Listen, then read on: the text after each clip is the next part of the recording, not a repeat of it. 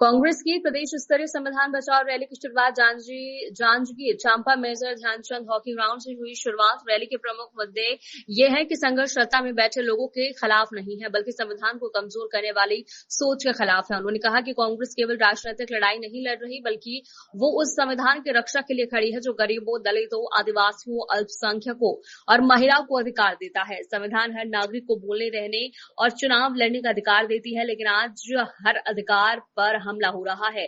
उन्होंने इसे केवल राजनीतिक नहीं बल्कि सामाजिक जागरूकता की शुरुआत भी बता दिया है। कोरबा लोकसभा सांसद ज्योत्सना चरणदास महंत ने कहा कि रैली एक जन आंदोलन है। उन्होंने आरोप लगाए हैं कि भाजपा सरकारें कुछ उद्योगपतियों को फायदा पहुंचाने के लिए संवैधानिक अधिकारों का उल्लंघन कर रही है। रैली का मुख्य उद्देश्य संविधान की रक्षा करना और नागरिकों को उनके अधिकारों के प्रति जागरूक करना था। नेताओं ने भारत सरकार पर आरोप लगा दिए हैं कि वो संवैधानिक अधिकारों का उल्लंघन कर रही है और समाज के कमजोर वर्गों के अधिकारों को कमजोर करने की कोशिश कर रही है। मैडम जी बताएंगे, आज प्रदेश स्तरीय संविधान बचाओ रैली का आयोजन यहाँ पे किए गए हैं, उस विषय पर बताएंगे। राहुल जी के निर्देश पे, हमारे पीसीसी चीफ बैच के निर्देश पे हमारा यहाँ जिला का बल्कि प्रदेश के स्तर पर ये हुआ है। संविधान को बचाना देश के हर नागरिक का कर्तव्य है, क्योंकि संविधान से हमें और वो हमारा रक्षक है। लेकिन उसी को हटा के बदल के पिछले 11-12 वर्षों से जो भाजपा सरकार नरेंद्र मोदी जी खिलवाड़ कर रहे हैं वो अब असहनीय हो गया है। क्योंकि हमारी यदि संविधान जो हमारा रक्षक था वही अब सुरक्षित नहीं रह पा रहा है और उसकी रक्षा हम नागरिकों को करनी पड़ रही है जमीनी स्तर में आके।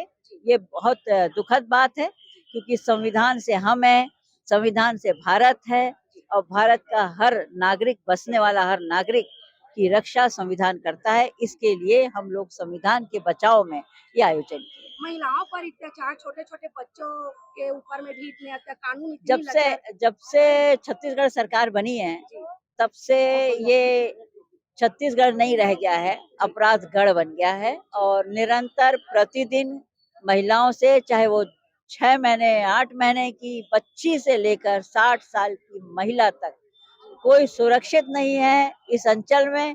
और जो बड़ा शांति का द्वीप कहा जाता था छत्तीसगढ़, वो अपराधगढ़ बन चुका है।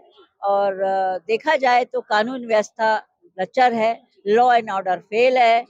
पता नहीं विष्णु साय की सरकार क्या कर रही है, क्यों कर रही है, किस लिए कर रही है। मैडम जी बताएंगे, और नौकरी युवाओं को देने की बात कही थी, और नौकरी तो दूर की बात है, शराब जो है खोल रहे हैं और बढ़ती क्रम में है। तो अच्छी बात है ना।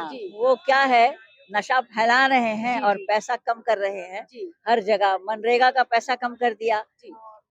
जो हमारे काम थे उनमें अपना लेबल लगा के दे रहे हैं कि हमने इतने प्रधानमंत्री आवास बनाए। मनरेगा का 6 महीने से हमारे गरीबों का जो एक ये बहुत अच्छा साधन था उपार्जन करने का, धन के, जो हमारे मजदूर भाई थे जो मनरेगा में काम करते थे, वो ही उन्होंने खत्म कर दिया।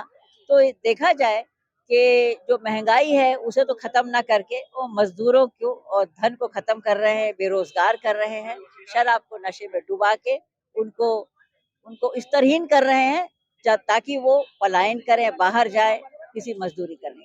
इतने रैली और इतने आम सभा संबोधित करने के बाद अभी संविधान बच पाएगी क्या? आगे की रणनीति? देखिए, संविधान से हम है तो हम उसका बचाव करेंगे। कांग्रेस पार्टी राहुल जी के निर्देशन में हम उनके साथ खड़े हैं, मैदान में लड़ रहे हैं और राहुल जी का हाथ मजबूत कर रहे हैं। जिला स्तर पे कर रहे हैं, उसके बाद विधानसभा स्तर पे कर रहे हैं, फिर घर घर कर रहे हैं। हमारे देश के गांव के नागरिक को असल में हम बताना चाहते हैं कि संविधान उनका सबसे बड़ा हथियार है, जिसको लेकर के वो सुरक्षित हैं और उनको जीने का अधिकार यहाँ मिला हुआ है। मैडम ये बताइए कि लगातार देखने को मिल रहा है कि कांग्रेस सरकार किसान भाइयों का, गरीबों का सहायता करने हमेशा तत्पर रहते हैं। इस विषय में आप क्या कहना चाहते हैं? कांग्रेस हमेशा गरीबों की रही है, मजदूरों की रही है, किसानों की रही है और महिलाओं की सुरक्षा के लिए रही है, हमारे देश की सुरक्षा के लिए रही है और संविधान के अनुसार चलती थी। कांग्रेस हम सबकी रही है, आप सबकी रही है, लेकिन जैसे ही कांग्रेस की पार्टी छत्तीसगढ़ में नहीं रही तब गलत हो रहा है। ये आप लोगों के पास है। इस विभाग में अगर महिला पीड़ित महिला जाती है उसका शिकायत दर्ज नहीं हो पाता है, इस विषय में आप क्या कहना चाहते हैं? ये गलत है और उस महिला को आगे हम लोगों से शिकायत करनी चाहिए। हम लोग जनप्रतिनिधि है, उसका साथ देंगे। धन्यवाद।